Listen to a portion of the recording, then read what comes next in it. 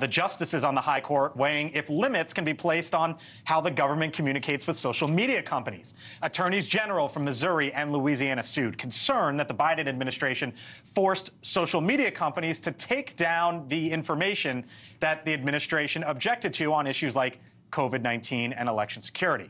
Joining us now is the Republican senator from the state of Missouri, Eric Schmitt. Senator Schmitt, thanks for being with us here on the Hill. Appreciate the time. Lay out sort of your concerns here and why you and your state got involved.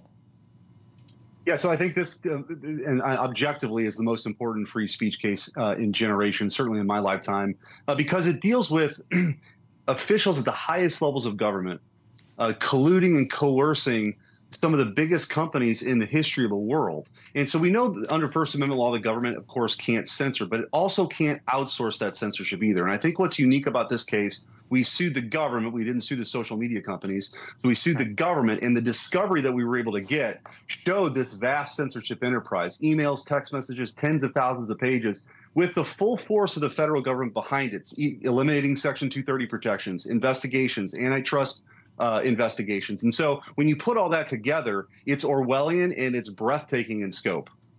Should the government, though, be able to communicate with private companies of any kind? I mean, the Trump administration, I was there every single day for it. It was a parade of CEOs walking in. What's wrong with the government talking to corporate America?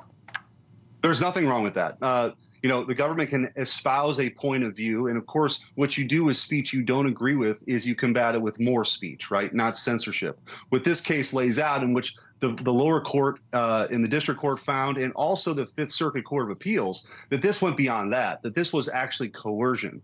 One of the judges in the questioning said, that's a nice social media company you have there. Wouldn't it be terrible if something happened to it? So when the federal government sort of acts like a mob, and says we're going to do all kinds of bad things to you if you don't comply here, that's when you cross the line into basically outsourcing that censorship. Top Democrat on the Senate Intelligence Committee, one of your colleagues, Mark Warner, quote, any injunction here would prevent or limit the government's ability to communicate with social media companies and would leave the United States vulnerable to attack. Foreign malign influence campaigns have grown in number, scope, and sophistication since 2016. Does he have a point? So I think, you know, when you're dealing with issues of criminality and national security, those clearly have been exceptions before. So that's not what we're talking about. But this, I will say, though, my objection there is that what's become in vogue here is to label everything you don't agree with as disinformation and misinformation as a way to gain more power to suppress it. And that's what we saw during COVID. Efficacy of masks, lab leak theory, the Hunter Biden laptop story, all these things the government worked in conjunction with and coordinated and in many instances colluded with and coerced big tech to take that stuff down. They don't get to do that.